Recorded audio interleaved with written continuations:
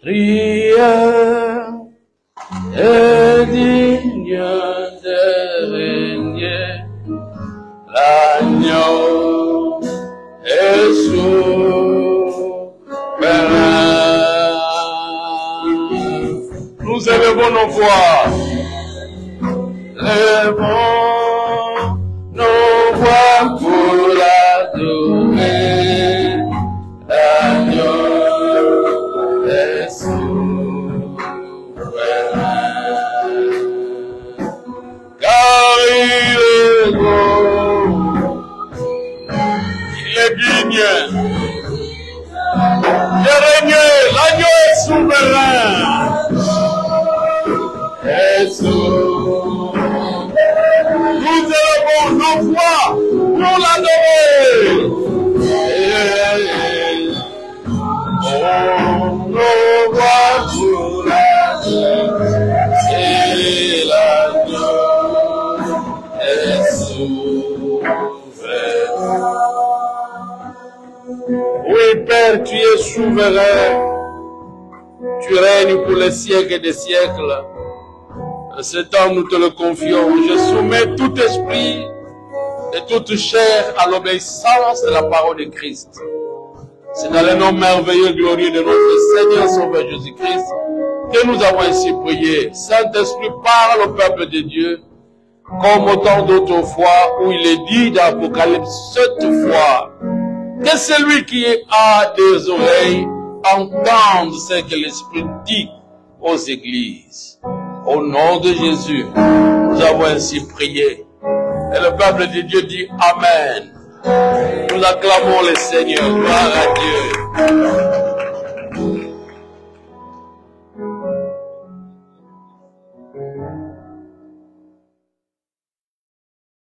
Quel beau jour.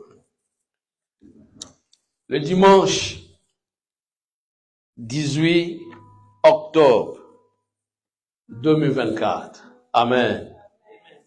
Un beau jour, un grand jour. Vous ne regretterez pas de passer ce bon moment d'écouter ce message parce qu'il vous sera bénéfique, non pas seulement aujourd'hui, mais c'est quelque chose qui apportera des fruits jusqu'à la vie éternelle. Amen. Marie a fait une bonne part de ne pas préparer la nourriture terrestre pour notre Seigneur Jésus, mais elle s'est assise au pied de notre Seigneur dans le but d'écouter le message. Et Jésus a dit, Marie a fait le bon choix, a fait le choix d'une part qui ne sera jamais ôtée dans sa vie. Waouh! Bien-aimés, écoutez la parole de Dieu qui vous enrichit. C'est quelque chose qui entre, qui pénètre et qui va produire des fruits. C'est comme l'écriture que nous avons aujourd'hui dans 1 Chronique. Nous ouvrons nos Bibles dans 1 Chronique, nous sommes dans l'Ancien Testament. 1 Chronique chapitre 28, versets 9 et 10. Si vous cherchez 1 Chronique dans le Nouveau Testament, c'est que vous êtes déjà désemparés. Vous êtes perdus. Donc, allez dans l'Ancien Testament. Amen. 1 Chronique, chapitre 28, versets 9 à 10. Je vous annonce déjà le sujet, c'est les 5 devoirs d'un appelé de Dieu. Nous avons affaire à 5 devoirs que tout celui que Dieu a appelé est appelé ou est recommandé à admettre et aussi à observer. Vous devez à tout prix l'observer. C'est un devoir. Un devoir, c'est un impératif, c'est-à-dire quelque chose que vous ne pouvez pas fuir, ni marchander, ni discuter, mais vous devez obéir. Amen. Alléluia. 1 Chronique, chapitre 28, verset 9 à 10. Je vous prie, peuple de Dieu, à vous lever, nous allons lire la parole du Seigneur.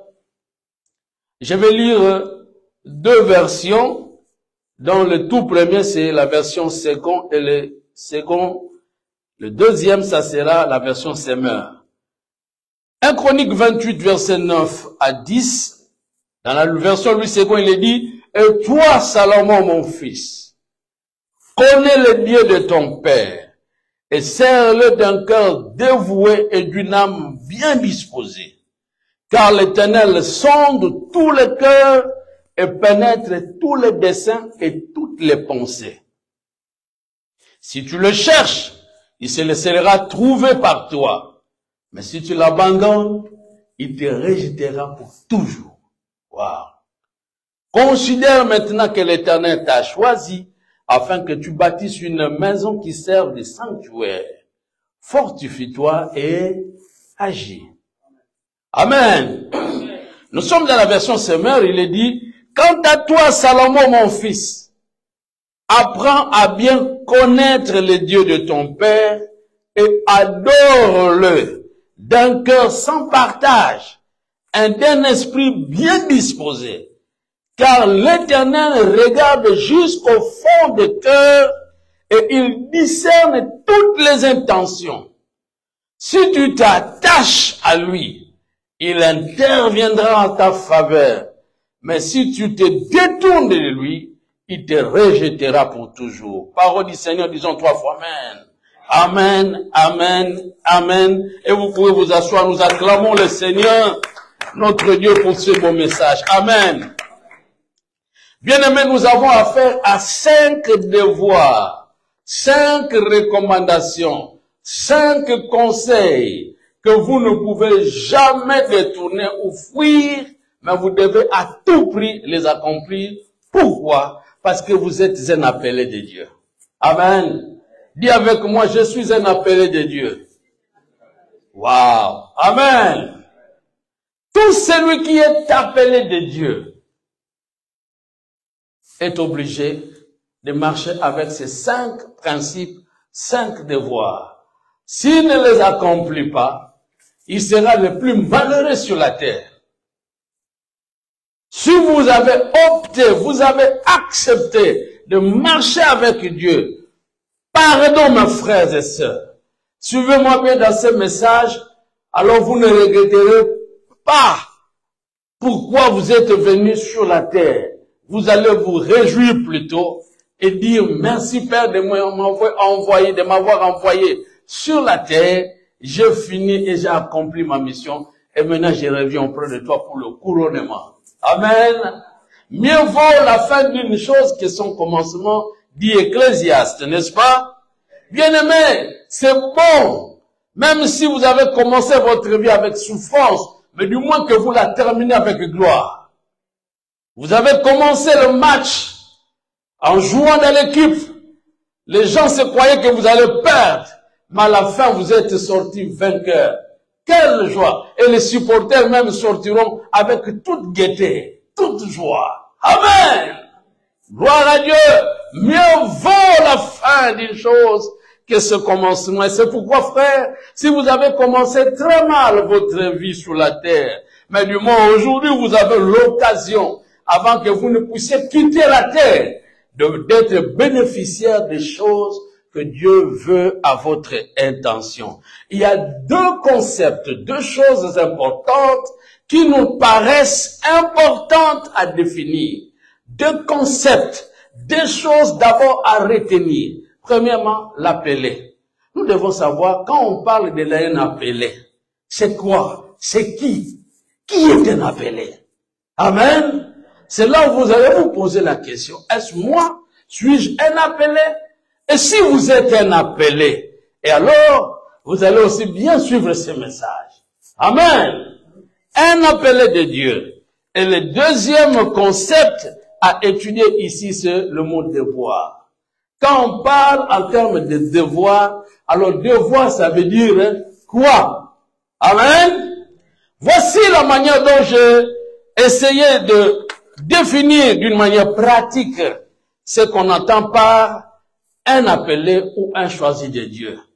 D'après nous, nous disons qu'un appelé, c'est la personne qui a accepté de marcher avec Dieu. Amen. Bien-aimé, Si dans votre vie, il vous est arrivé un jour de vous engager, de dire que Seigneur, j'accepte de marcher toute ma vie avec toi, c'est que tu es un appelé de Dieu. Parce que personne ne peut venir à Dieu si Dieu ne l'attire. Jésus l'a bien souligné. Personne ne peut venir à moi si le Père ne l'attire. Bien aimé, si vous avez accepté dans votre vie de choisir ou de vivre toute votre vie avec Dieu, de marcher avec Dieu, dites-vous seulement que vous êtes un appelé de Dieu. Même si les gens doutent de votre vie, mais du moins, comme vous avez accepté et vous continuez à suivre votre Dieu, sachez-le que vous êtes un appelé de Dieu. Alléluia. Quelque part, j'ai lu des versets qui m'ont bouleversé. La parole qui dit que 7 fois le juste tombe. Waouh! Un juste qui tombe 7 fois. Et la Bible dit, le Seigneur le relève. J'ai beaucoup raisonné dans ma vie au sujet de l'apôtre Pierre. Entre nous, que cela soit dit, frère. Si vous étiez à la place de Dieu, l'homme comme, amen, l'homme comme l'apôtre Pierre qui venait de renier 3 fois Jésus. Alléluia. Il renie Jésus 3 fois. Jésus, notre Seigneur et Sauveur, cloué, mort, pendu sur le bois. Il est ressuscité le 3e jour. Donc, au 3e jour que Christ était ressuscité, Pierre a fait 3 jours depuis qu'il a régné le Seigneur. Amen. Il s'est rappelé de lui, il a demandé pardon.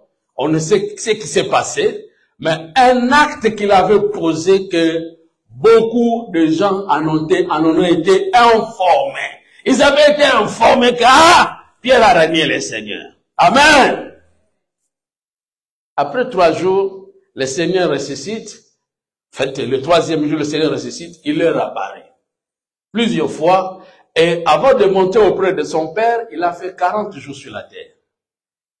N'est-ce pas? Seulement dans l'espace d'1 mois et 10 jours. Amen.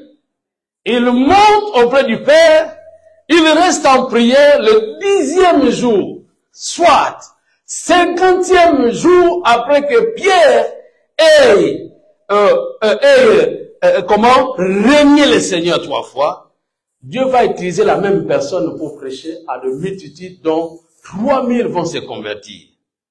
Si c'était nous l'église, nous allons dire que papa, pasteur, cet homme n'est pas digne de se lever devant les gens pour parler.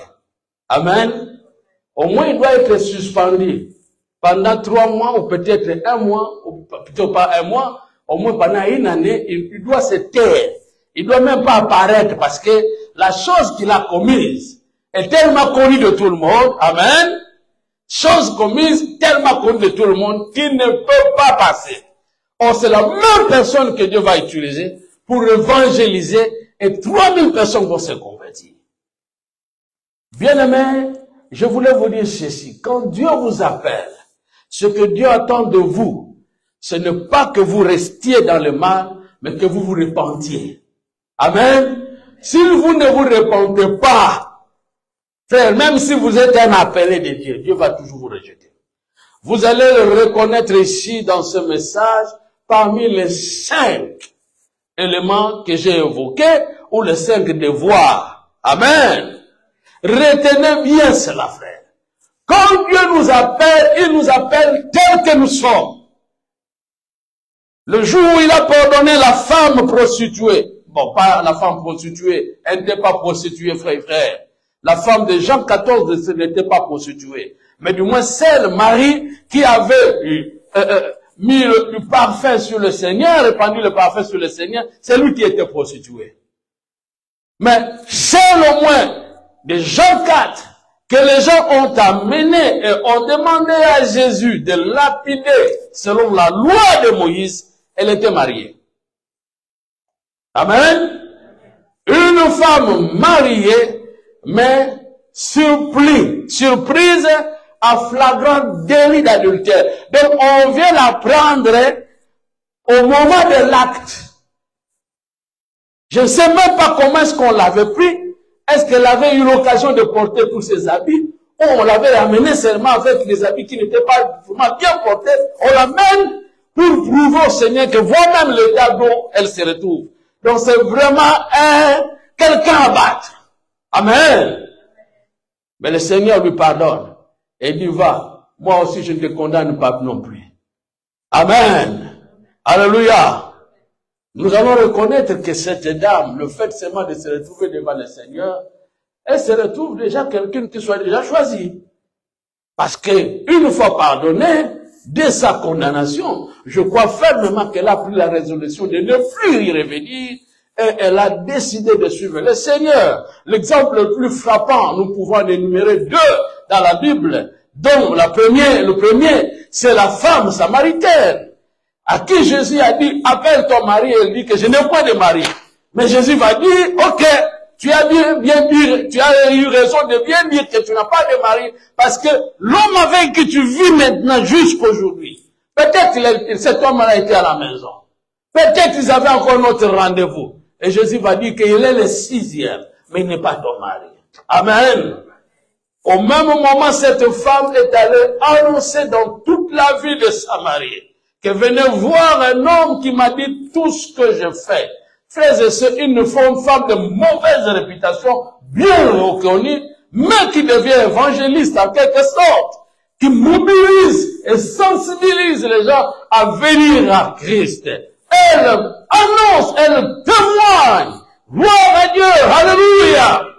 Frères et sœurs, quel qu'en soit le moment, quel qu'en soit le temps, quelle que soit l'attitude ou même le témoignage que les gens vous ont qualifié ou qu'ont connu de vous, mais une fois que vous vous décidez à suivre le Seigneur, vous faites part des choisis et des appelés et même des élus de Dieu. Dites plus fort amen.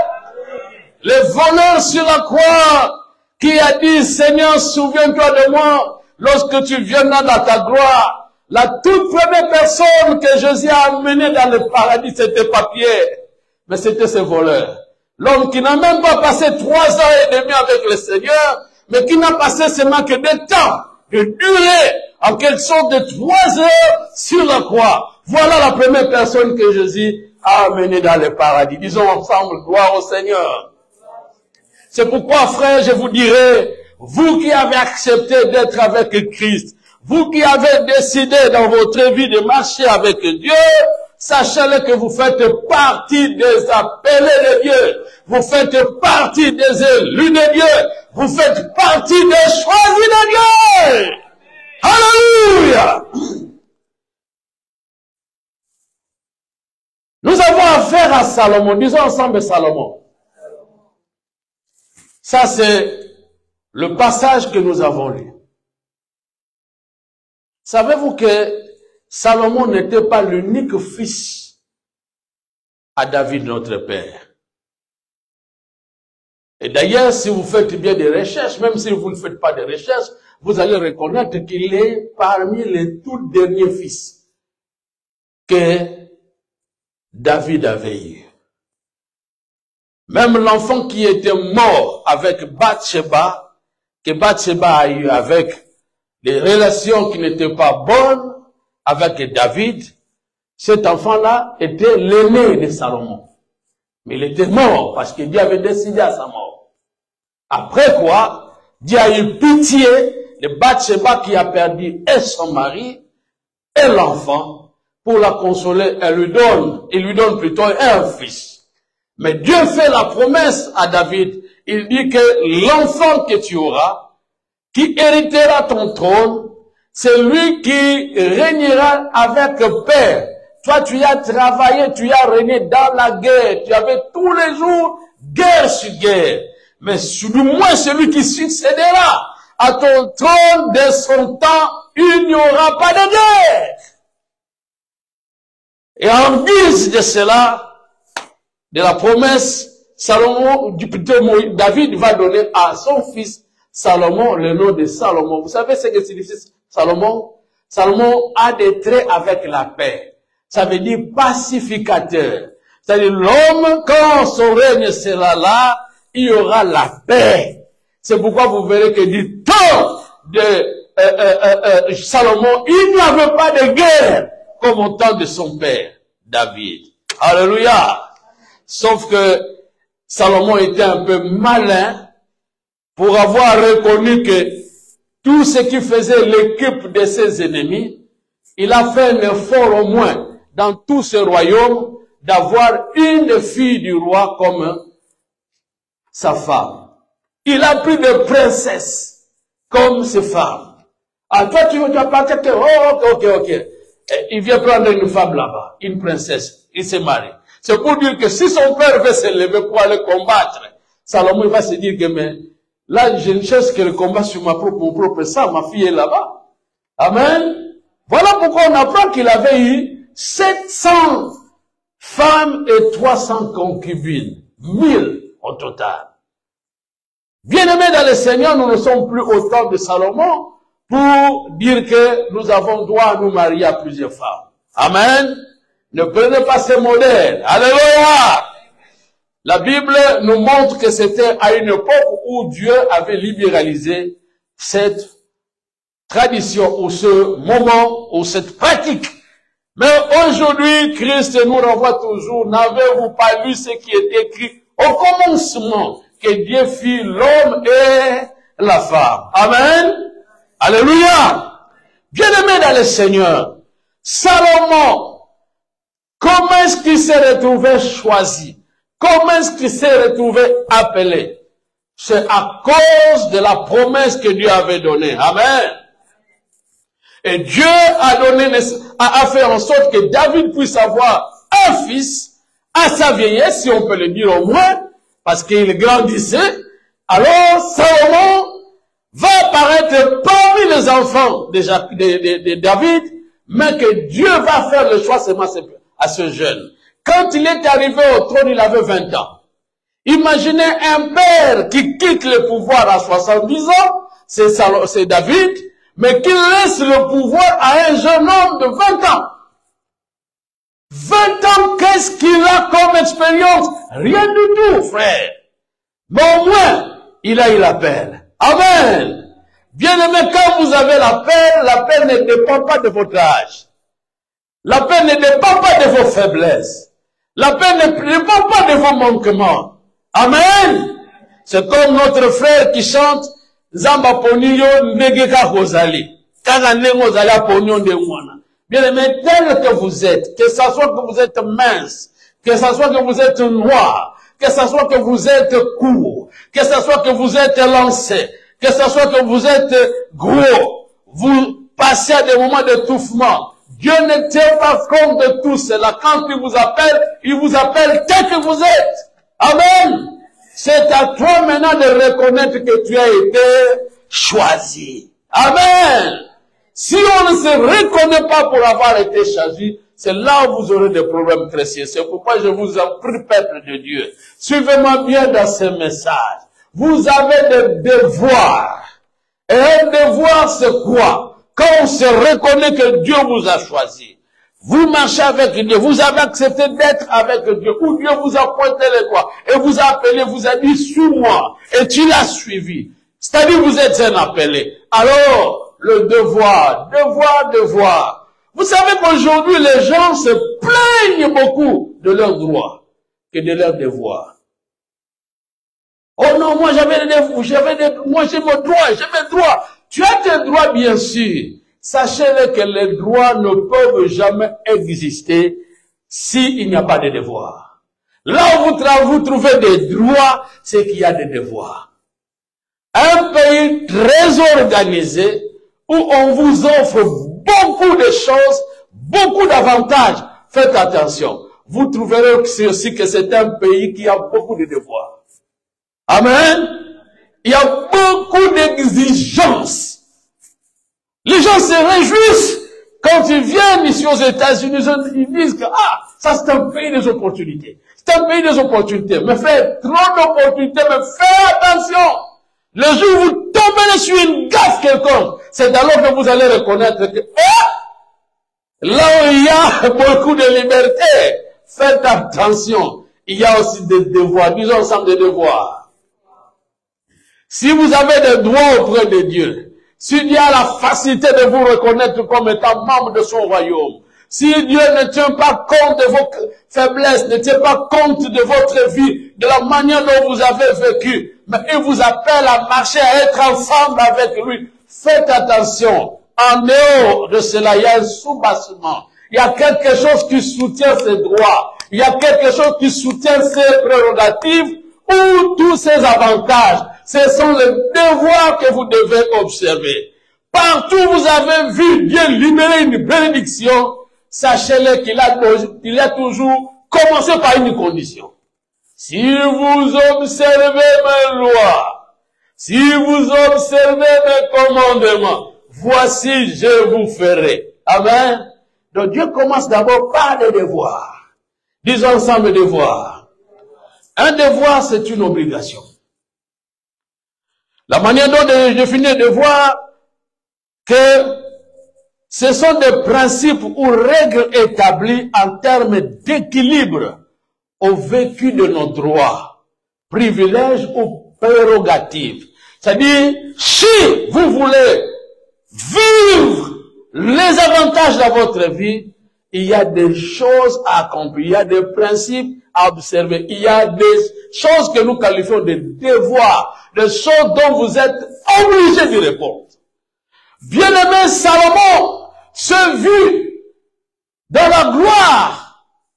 Il n'était pas le premier né à David. Voilà maintenant qu'il se retrouve à la tête de tous les enfants. Il sera maintenant roi. Amen. À l'âge de 20 ans, qu'est-ce que nous dirons aujourd'hui de notre temps plutôt? Chancellor Obama. Amen. Il y a des gens qui se disent que le plus jeune président aujourd'hui au cours de l'histoire du monde, il cite les noms. Est-ce que vous connaissez le plus jeune président de tous les présidents aujourd'hui de notre siècle? Dans une nation quelconque? C'est qui?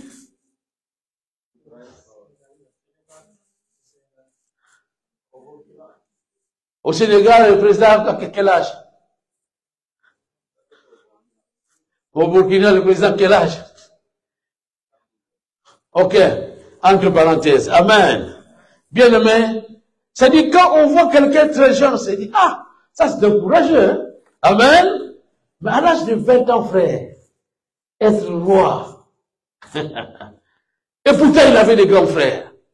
Ils ont été tous rejetés. Amen. Quelle trace cela suit même la lignée. Parce que même avec David, le jour où l'homme de Dieu est venu oindre l'élu de Dieu, le choisi de Dieu, le père a présenté seulement les grands frères. Le petit était négligé. Il avait moins de 17 ans. Amen. David, il laissait là la campagne. Et quand l'homme de Dieu s'est dit, peut-être je me suis trompé, il n'y a plus d'autres, ils ont dit, le père a dit, ah, il y a un petit, bon, je sais pas, faites-les savoir. Faites-les venir ici. Et quand il arrive, Dieu lui dit, mais c'est ce petit-ci. Waouh, alléluia. Frère, attention, on ne méprise jamais des gens qui ont des lacunes, des gens qui ont des problèmes très sérieux, même qui n'ont aucune attirance. Il semblerait que l'homme qui a créé les TikTok n'a pas vraiment le corps normal que nous avons. Je ne sais pas si j'ai raison ou tort. Il semblerait qu'il est handicapé. Amen. Mais c'est l'homme qui fait des millions aujourd'hui et qui fait rage. Il faut jamais mépriser des choses minimisables devant nos yeux. Et c'est ce que je dirais aussi. Il ne faut jamais vous minimiser. Amen. Dieu se choisit, mais il y a des devoirs. Disons ensemble des devoirs. Alors, écoutez tous ces devoirs, je peux vous les énumérer. Si j'aurai l'occasion de tout expliquer, ça sera bon. Mais si je n'aurai pas l'occasion, au moins, vous en avez au moins que je les ai déjà annoncés. D'après les devoirs reconnus ici en termes de choses que Salomon devait accomplir, s'il n'arrive pas à les accomplir, il va regretter son choix. Il va regretter son appel parce que son père a bien insisté. Il a dit, tu seras rejeté. Waouh! Donc il y a possibilité que si vous êtes un appelé et que vous ne vous conformez pas au devoir, Dieu peut vous rejeter. Amen. Alors il ne faut jamais risquer dans votre vie que vous soyez rejeté. Peut-être que vous n'avez pas encore expérimenté. Mais les hommes qui ont expérimenté le rejet de Dieu peuvent bien se placer devant moi et vous dire mieux que moi. Parce que ça fait très mal quand Dieu vous rejette. Si je prends seulement l'exemple du roi Saül. Vous savez que Saül fouillait même quand Dieu l'avait choisi. Il ne voulait pas être roi. Mais au moins, on l'a déclaré. Et Samuel l'a roi. Il est devenu roi. C'est un homme célèbre. Un homme fort. Amen. Très content quand il était encore dans le pouvoir. Mais bien aimé, il y a des gens qui sont aujourd'hui dans le pouvoir. Ils promettent qu'ils vont le laisser bientôt. Mais quand il arrive le moment de laisser ça, ils regrettent. Ils ne veulent plus abandonner. Le langage qu'ils ont toujours utilisé, ils ont dit, ah, le tapis rouge. Quand vous marchez sur le tapis rouge, mais ça fait beau. Amen. Vous êtes salués par tout le monde, acclamés, chantés, on vous surnomme peut-être le plus fort, le pacificateur, l'unificateur. Vous vous sentez vraiment en tout cas entouré de gloire. Mais quand on commence à vous rejeter, c'est là où l'homme cherche même à disparaître. Alléluia. C'est pourquoi vous verrez plusieurs de ceux-là qui ont fait un pacte avec le pouvoir. Dès qu'ils sortent du pouvoir, ils n'ont plus du temps à vivre. Vous entendez seulement qu'après 5 ans, il est décédé. Pourquoi? Parce que sa vie était maintenant liée beaucoup plus à la gloire. Dès qu'on se sépare, il est séparé de gloire, il souffre. C'est pourquoi, bien aimé, je vous invite dans le nom de Jésus à ne pas manquer à observer les choses que je vais vous énumérer ici. Amen. Bon, parmi les éléments que David avait recommandé à Salomon, son fils, il dit, mon fils, Dieu t'a choisi, mais écoute bien le conseil que je vais te prodiguer. 1, il dit, connais le Dieu de ton père. Amen. Voilà le premier devoir. Je dois connaître le Dieu de mes pères. Frères et sœurs, c'est une obligation de connaître l'homme qui vous a appelé, l'homme qui vous a dit de marcher avec lui. Il y a des gens aujourd'hui qui servent le Seigneur et qui ne connaissent pas ce Dieu-là. On doit connaître Dieu pour mieux le servir. Amen. Samuel servait Dieu sans qu'il puisse le connaître. Amen. Et il fut un jour où Dieu l'a appelé 3 fois, à 3 reprises. Il n'avait pas compris que c'est Dieu qui l'appelait. Il courait toujours derrière Élie pour lui dire que, papa, est-ce que tu m'as appelé? Élie va lui dire, non, moi je ne t'ai pas appelé. Disons ensemble, connaître Dieu pour mieux le servir. Regarde ton ami, dis, est-ce que toi tu connais Dieu? Amen. Bien-aimés dans le Seigneur, vous devez connaître Dieu. Le Dieu que nous servons, si vous ne le connaissez pas, c'est déjà un échec total. Vous allez regretter dans votre vie. Il faut connaître. Et alors, c'est David qui va dire à son fils Salomon, il va dire, Salomon, mon fils, connais le Dieu de ton Père. Amen. Je n'insiste pas trop ici, peut-être que j'aurai l'occasion d'expliquer. Si pas, au moins je vous ai annoncé. Deuxième, servir ou adorer Dieu avec un cœur sans partage. Alléluia. C'est-à-dire vous devez servir Dieu pas dans l'hypocrisie. Quand vous servez Dieu, il ne faut pas être hypocrite. Quand vous servez Dieu, vous devez être sûr que cela vient de tout votre cœur. Quand on entre dans votre cœur, on sent tout ce que vous êtes en train de faire ou de manifester devant est le fruit de ce qui est dans votre cœur. Mais frère, vous savez qu'il y a des gens, quand ils prient et ils adorent Dieu, son cœur n'est même pas là. Son cœur est quelque part. J'ai entendu un témoignage. Un pasteur en train de prêcher. Et pendant qu'il prêchait, une dame qui était au sein de l'assemblée pleurait. Elle n'a fait que pleurer depuis le début jusqu'à la fin. Et l'homme de Dieu a dit, oh, moi je suis venu annoncer le message à cette femme. Et il appelle la femme, il dit, maman, le message t'a vraiment touché. Et dis-moi pourquoi tu pleurais. Vous savez la réponse? La réponse a troublé le prédicateur. La maman a dit, pasteur, pendant que tu prêchais, moi je ne regardais seulement que ta barbe. Et quand j'ai regardé ta barbe, j'ai regretté la boucle que j'ai perdue, qui avait presque la même barbe que toi. Alors, depuis que je t'ai regardé, j'ai regretté seulement que mon boucle là. Ah! Bien-aimé, pourquoi ça? Les pensées sont ailleurs. Mais vous croyez comme si la personne est là. Vous savez, il y a des gens qui viennent prier. Quand ils viennent prier, vous vous dites que, oh, moi, lui, il était là présent.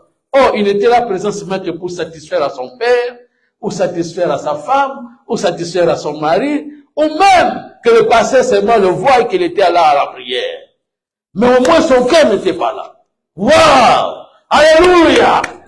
Bien-aimé, il y a des choses à observer.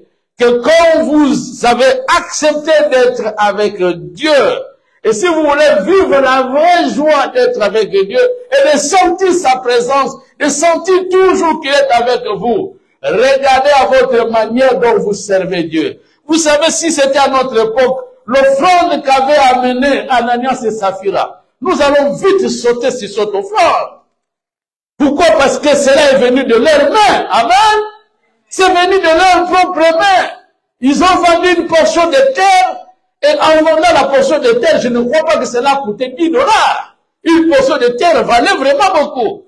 Mais ils ont séparé, ils vont partager, ils ont pris une bonne partie, ils ont gardé, mais l'autre partie, ils ont apporté. Mais fait quand ils vont apporter, cela les a coûté la mort. Bien les tuer. Ah, mais une bonne somme là, personne n'a amené cette somme. Excepté peut-être Joseph d'Arimathée qui avait commencé premier à donner. Plutôt Joseph appelé Barnabas. C'est lui qui avait d'abord donné. Après quoi, eux, ils étaient aussi animés de venir apporter l'offrande. Mais Dieu les tue. Waouh, frère. Il y a des gens, parfois, quand ils donnent les offrandes, nous nous disons, ah, gloire à Dieu. Oh, ils donnent avec intention. Peut-être pour provoquer Dieu de le lui pardonner. Peut-être pour stimuler les autres, ou peut-être aussi pour prouver aux autres. Mais nous disons, ah, vraiment il a donné. Mais quand Dieu voit les intentions, il voit que ce n'est pas ça. Amen. C'est pourquoi vous verrez que même David, quand il donnait des conseils à son fils, il a dit, fais attention mon fils. Quand tu agis, sache-le que Dieu sonde le cœur et les intentions, même les pensées. Disons ensemble les pensées et les intentions. Nous prions un Dieu qui soit esprit, frère. Un Dieu qui ne regarde pas ce qui frappe les yeux, mais un Dieu qui regarde à nos intentions. Il y a des gens qui viennent avec les intentions. Soit les intentions de détruire, les intentions de renverser, les intentions de séduire, les intentions de chercher de voies et moyens. Comment vous soutirez quelque chose entre vos mains? Amen. C'est pourquoi, même dans nos milieux pastoraux, il y a des gens quand ils réclament que Dieu m'a convaincu que je viens de vous prêcher, peut-être vous ne savez pas, vous croyez qu'il vient avec un message. Or, il cherche à voir quelque chose. Amen. C'est pourquoi j'ai aimé un jour un prédicateur qui est venu ici aux États-Unis et il devait être interprété par un frère. L'homme ne connaissait pas l'anglais et alors on l'a invité dans 2 églises. La toute première église qu'il avait invitée n'a pas beaucoup de gens. La seconde, oh, trop de foule. Amen. Un grand monde. Vous savez, l'interprète est venu pour lui dire que viens. Le gars, il me souvient bien.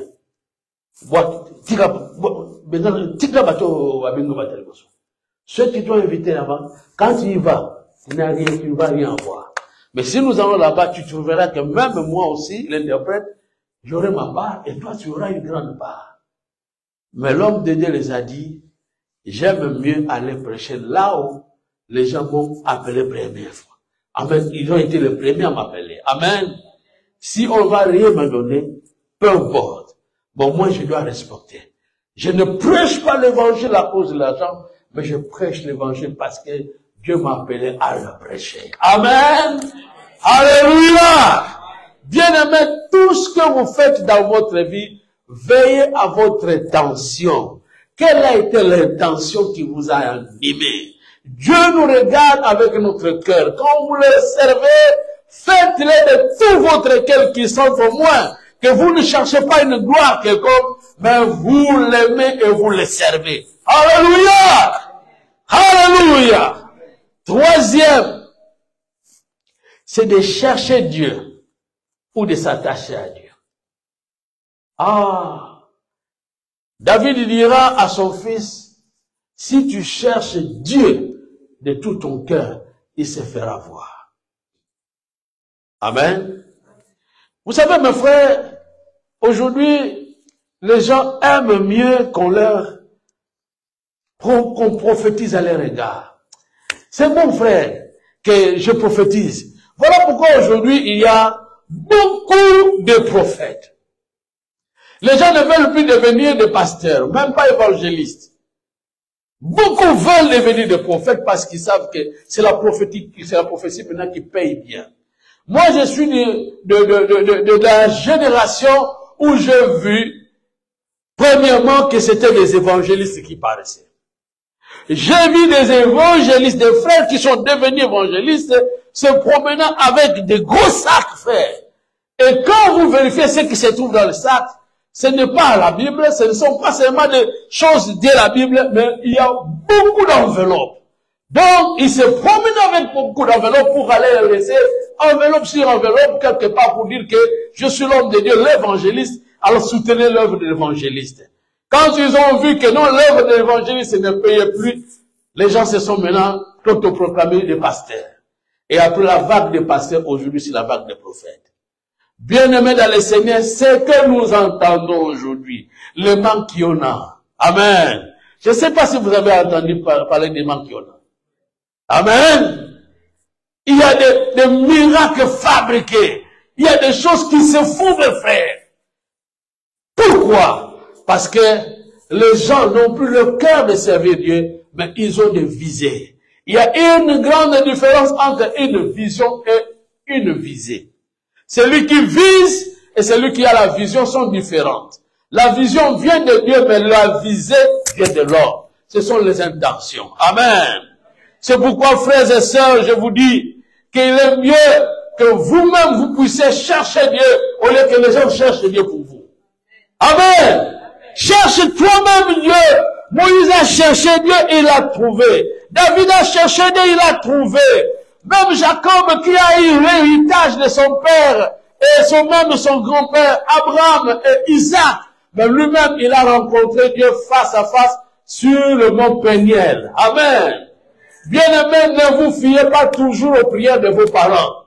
Quand vous grandissez, vous devez savoir que celui qui fut un jour le Dieu de votre père, mais il veut aussi s'appeler le Dieu de Fabrice. Amen. Les enfants prieront, le Dieu de notre père Fabrice. Alors que Fabrice commence aussi l'œuvre avec le peu ce Dieu-là qui le cherche. Alléluia. Gloire à Dieu. Troisième et quatrième, la considération du choix de Dieu. C'est-à-dire, il faut vous considérer. Mon frère, si Dieu vous appelle avec votre faiblesse, il vous considère. Pourquoi ne pas vous-même aussi avoir confiance de vous-même? Il y a des gens qui n'ont jamais eu confiance d'eux-mêmes. Ils se voient toujours incapables de faire quelque chose. Amen.